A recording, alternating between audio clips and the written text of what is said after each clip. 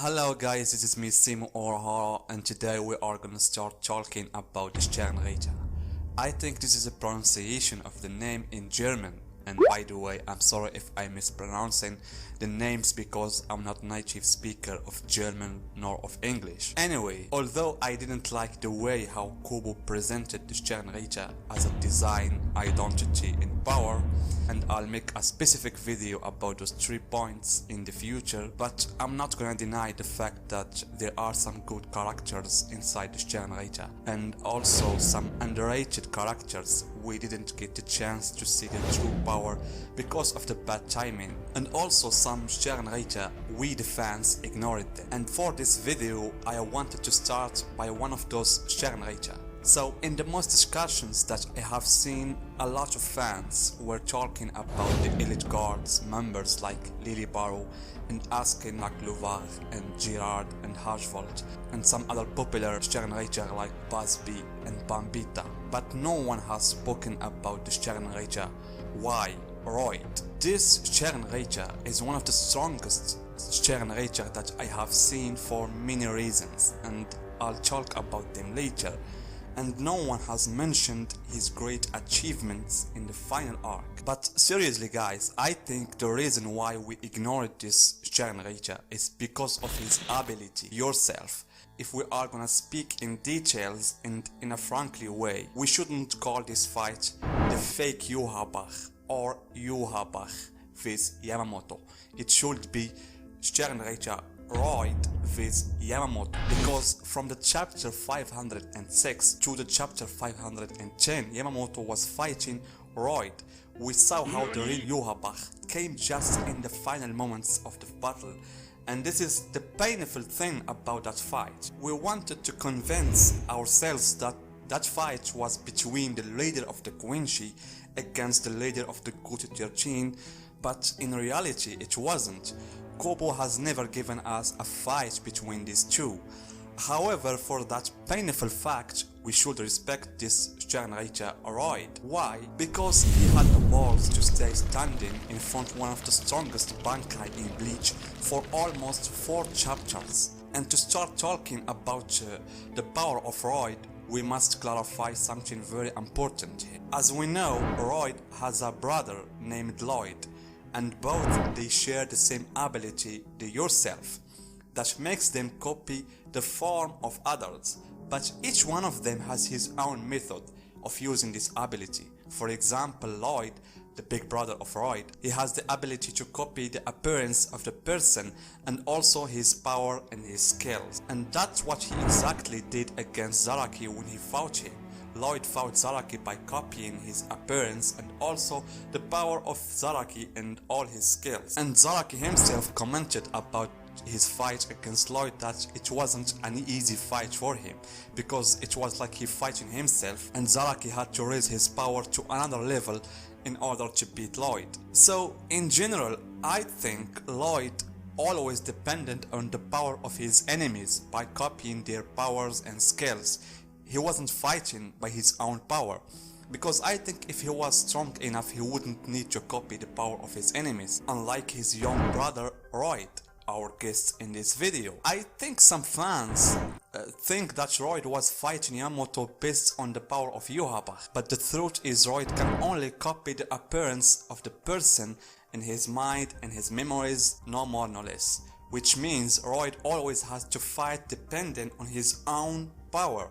And this is why Yuhabach has chosen Royd instead of Lloyd to play his role while he was in the Mugen to meet Aizen, because Lloyd could have met Yamamoto and he would fight him with the power of Yuhabach. But since Lloyd can't copy Yuhabach's character and his memories, Yamamoto would have known that there was a trap waving around him, or simply Lloyd can't copy or control the power of Yuhabach itself. And one more thing, as far I know, Kobo didn't give us any specific informations about the timing of Royd.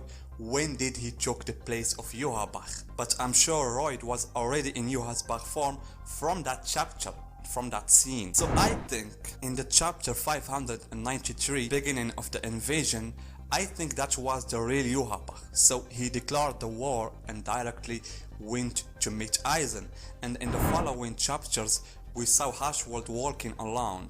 So at some point Royd changed himself to Yamamoto and then he met Hashwald, and after that Zaraki came to them. So if we consider that Royd has taken Yamamoto's form from that moment, then Royd is the one who defeated Zaraki and made him look like that. And I really wished if Kobo showed us that clash as a flashback later. And it's true, back then Zaraki's power wasn't unleashed yet, but even so, Zaraki was still strong enough to reach Sternritter in one run. And from that clash, it shows you how much Royd is strong, and we clearly saw this in his fight against Yamaji. We all know how much powerful is the Shikai of the old man. The Ryujin Shaka, it's like a mini Bankai, and despite of that, Royd has the capability to stop Yamamoto's attack just by his hand, and he was able to stop Yamamoto's fire by one wave by his sword.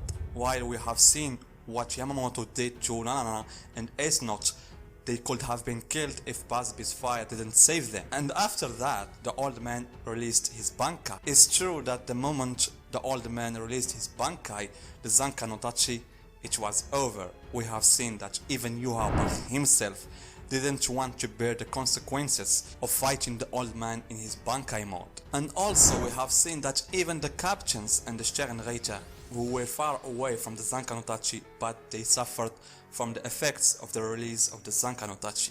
If that's so, what do you think about Royd? He was in front of all this hellish heat, and yet he was standing and speaking and trying to be confident in front of the old man Yamamoto. And for that, I think Royd has one of the strongest blood vein. And for the ones who don't know what is the blood vein, it's simply a defensive ability that makes the Quincy able to get less damage when they get attacked. And Royd's blood vein was strong enough to avoid him get burned alive from the heat of Yamamoto's Bankai that reaches over 15 million degrees.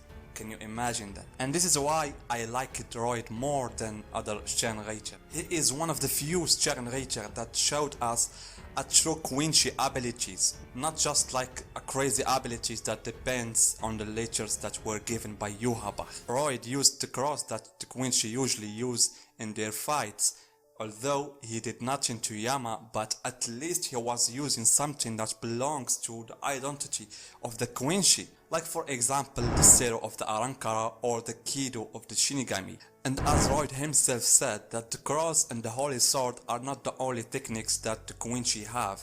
There are other strong techniques, like the holy hymns, and Royd used one of them, and he said that it's one of the most defensive techniques amongst the Quincy techniques. And again, it's true it did nothing to the older man, but the fact that Royd was able to summon those kind of techniques makes me wonder, what about those other defensive and offensive techniques of the Quincy? Where are they? Why we didn't see them in the fights that came after? It's like Kobo had forgotten about them in the second part of the final arc, because we have seen some of those techniques with Kilge OP and even Robert in his short clash with Kyoraku, and even Ace Note used the blue vein. And after that, Kobo started focusing on the idea of the letters. I mean, that's just my personal opinion. I want to see the Quincy fighting with their own techniques alongside with the abilities that were given by Yamamoto. And that's what happened with Royd. He used the ability of the yourself to copy the appearance of Yamamoto and his memories, and also he used the Quincy techniques. So the point that I want to reach here is, what if Royd didn't fight Yamamoto? We saw what he did to Zaraki, and also we saw that Royd doesn't need to copy the form of others in order to get their power. I'm sure we would have enjoyed his fight if his opponent wasn't Yamamoto, and considered his Quincy techniques and the power that he has shown in his fight. I think the best option that could have been for Royd is to fight Zaraki again, and it will be like a second round for Zaraki to revenge for his loss in the first round. At that moment we would have seen an epic fight that will end by Zaraki releasing his Bankai and Royd releasing his holy form. So this is the end of my video, guys. and I'm not sure who's gonna be my next Sternritter in my next video. So I'll think about that later, and I hope you enjoyed watching this video, and see you guys in my next video.